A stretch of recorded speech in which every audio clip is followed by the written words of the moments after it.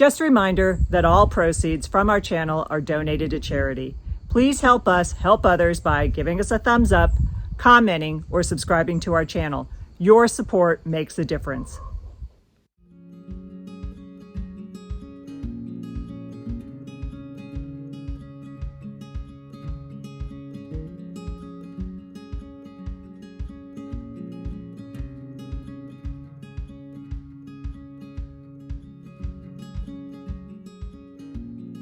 Welcome back to Luxury Travel Docs. We recently returned from Viking River Cruises' Grand European Tour in May 2024, and we're excited to share our top 10 hits and misses from the experience. If you've been considering a Viking River cruise or are just curious about what it's really like, stay tuned as we count down the highlights and areas for improvement. Let's dive into our top 10 hits first, and then we'll go through the misses. We aim to help you make meaningful and healthy travel happen, so let's get to it. Starting off our list of hits, number 10 is the evening passenger events. The evening passenger events were a lot of fun and a great way to meet fellow travelers. We particularly enjoyed trivia nights, where the crew even handed out local schnapps for us to try. Our only complaint? We wish there were more of these events. It was a fantastic way to unwind and socialize with fellow passengers after a day of excursions.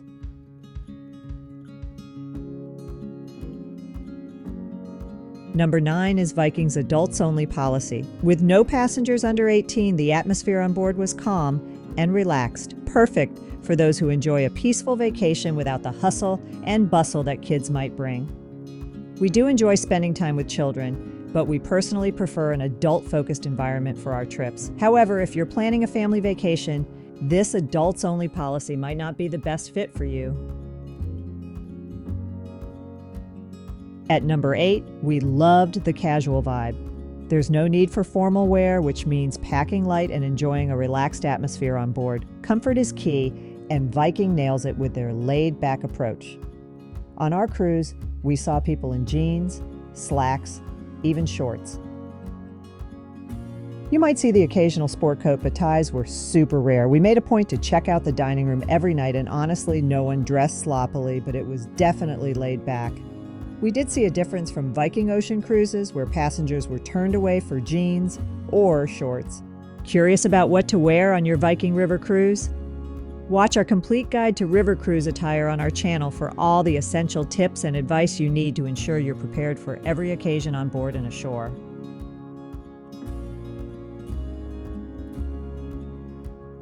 Number 7 is the efficiency of embarkation and disembarkation. Both the boarding and departure were exceptionally smooth. From the moment we arrived for check-in to the final farewell, everything was seamlessly organized, showcasing the crew's expertise and the company's attention to detail. The process was quick and hassle-free, ensuring a stress-free start and end to our vacation. Some thoughtful touches included the cruise director personally handling our luggage at the dock and guiding us onto the ship. And even though we didn't use a Viking transfer at the end of our trip, they arranged a taxi for us to our hotel in Amsterdam, and the cost was on par with what we would have paid on our own. Want to explore bar menus and more? Check out our complete dining guide on our channel for all the details on what's available.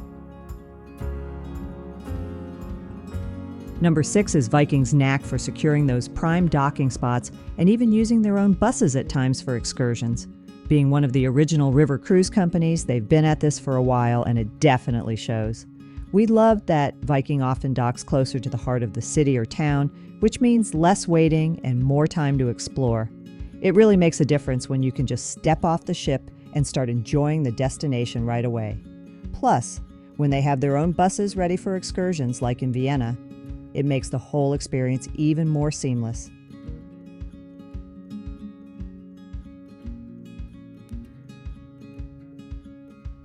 Coming in at number 5, Viking's tours were impressively well organized from beginning to end. Before we even set sail, we could review all the included excursions, which made it easy to decide if this cruise was the right fit for us and to plan out what we wanted to join.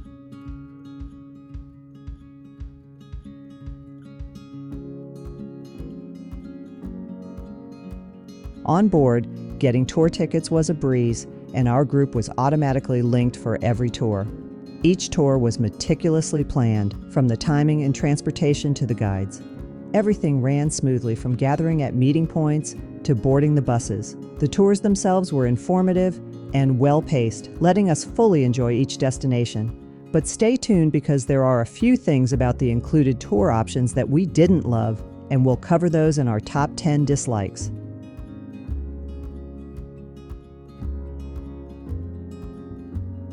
Number 4 is the quality and pricing of drinks on board. We were really pleasantly surprised by the taste of the included wine and beer on our river cruise. Our experience with the included wines on Viking's ocean cruises was just average, so this was a nice change. Plus, Viking makes it simple. Unlike some cruise lines that tack on gratuities to every purchase, they offer straightforward pricing on board. It was great to enjoy a drink without worrying about extra charges popping up on our account. As we mentioned in our ultimate dining guide for Viking River cruises, we don't really think the Silver Spirits package is worth the extra daily charge for most people. Just to note, our experience on UniWorld was different since all wines and spirits are included in the cruise price, so if looking at different river cruise lines, the comparisons aren't always equal. Want to explore bar menus and more? Check out our complete dining guide on our channel for all the details on what's available. Number 3 on our list is how well Viking accommodates dietary needs. Whether you're gluten-free, lactose intolerant, vegetarian, or just looking for healthier options, they've got it covered. It's reassuring to know you can enjoy meals without stressing over dietary restrictions. The dining and kitchen staff are really knowledgeable about handling these requests, so it's one less thing to worry about during your trip. Now, we do have some thoughts on the food quality overall, but we'll get into that in the next section, so stay tuned.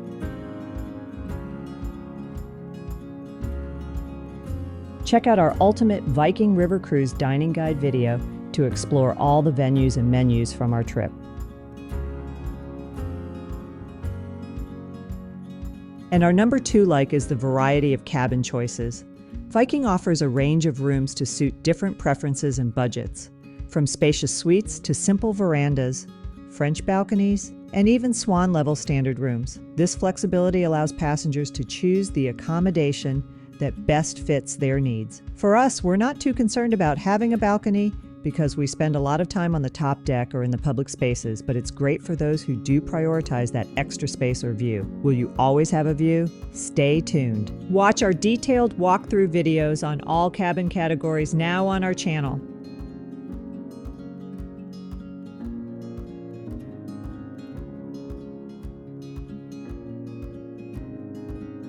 Taking the top spot at number 1 is the crew. Viking staff really knows how to make you feel welcome and well taken care of. They were not just friendly, but also incredibly experienced and knowledgeable about the destinations.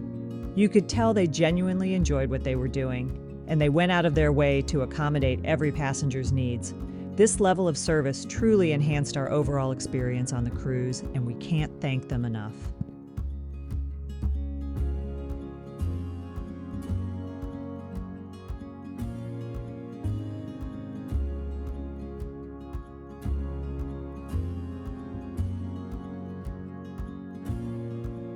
Now let's dive into our top misses. You might agree or have a different take.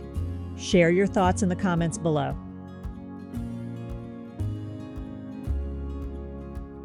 Starting off our dislikes at number 10 is the cost of optional excursions. While Viking does offer a range of included tours, many are fairly basic overviews of the town or city. If you're looking for more in-depth experiences, those typically come with an extra cost, and they can be quite pricey compared to other lines we've sailed with, like UniWorld. For example, visiting Salzburg was included on our UniWorld cruise, but on a similar Viking itinerary, it came with a hefty price tag of $289 per person.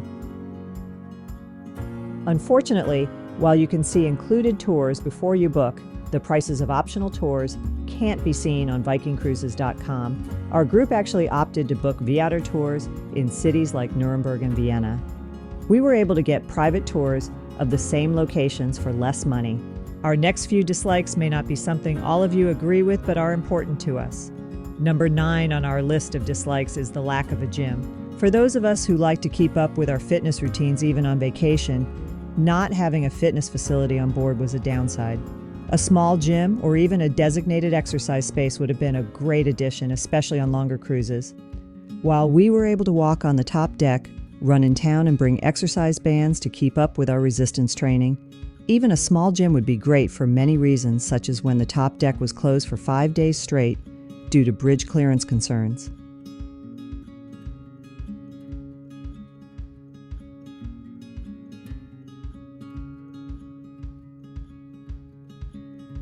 At number 8, we were disappointed that Viking doesn't provide complimentary use of bicycles on board.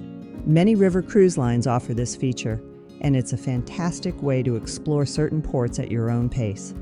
Having bikes would have been perfect for places like Passau and Cologne, where we've cycled before and know where to go.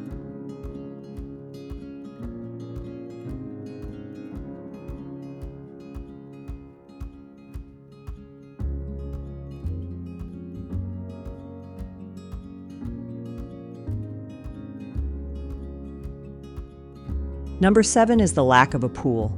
If you've watched our channel, you probably know that one of us is an avid swimmer and typically uses a tether on ocean and river cruise ships, even in cold weather. Unfortunately, without even a small pool on board, this wasn't an option. Swimming is such a great way to relax and stay active, and we missed having that opportunity.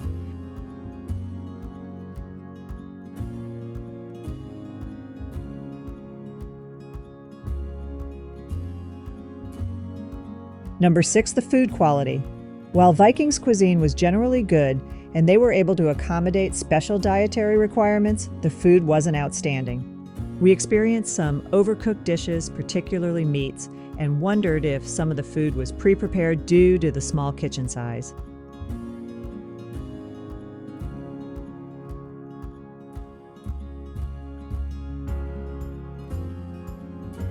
While the soups and bread were excellent, we felt that other river cruise dining options on board AMA and UniWorld, for example, were a notch above in terms of taste and presentation.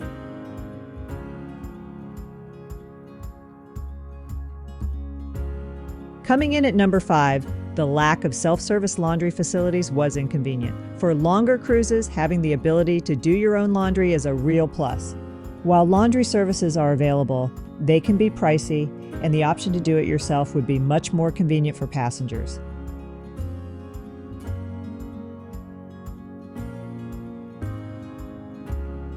Number 4 is the frequent rafting with other ships. In many ports, Viking docks alongside other Viking ships, which means your view might be blocked and you may have to walk through other ships to get to land. It's not a huge deal, and this is typical among river cruise ships in general, but it seems to be more common on Viking. Maybe this is because Viking has so many longships. Do you think it takes away from the river cruise experience when you're looking forward to waking up to a beautiful view only to find another ship right outside your window?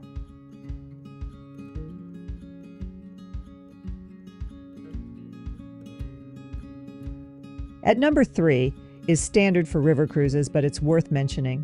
One of the drawbacks we noticed was the lack of an onboard doctor, which is the norm for river cruises. We had a stressful experience when some vital medication was either lost or stolen. The staff was incredibly helpful, going above and beyond by tearing apart the room, searching through the garbage, and informing us about when we would be at the next port with available doctors and pharmacies. However, this occurred during a portion of the trip where we weren't docking for nearly 24 hours, adding to the stress. This situation underscored the vulnerability of passengers on a river cruise, especially without immediate medical care. Given the older demographic often found on these cruises, having no onboard doctor can be a significant concern. While the staff did all they could to assist, the experience highlighted how important it is to be prepared and consider these factors when planning a river cruise. Coming in at number 2 is Viking's complex transfer policies. We found their transfer options to be quite confusing. Transfers are included only under specific circumstances, and figuring out if we qualified took some time.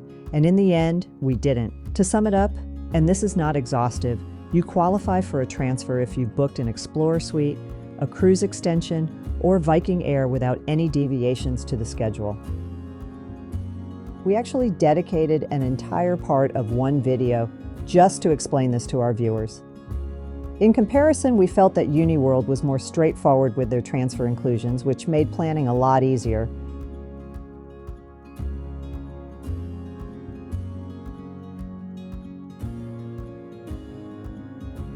And finally, our biggest complaint with Viking, and it's a significant one, the requirement for such early full payment. We've had to pay as much as 18 months in advance, which is quite unusual compared to other cruise lines.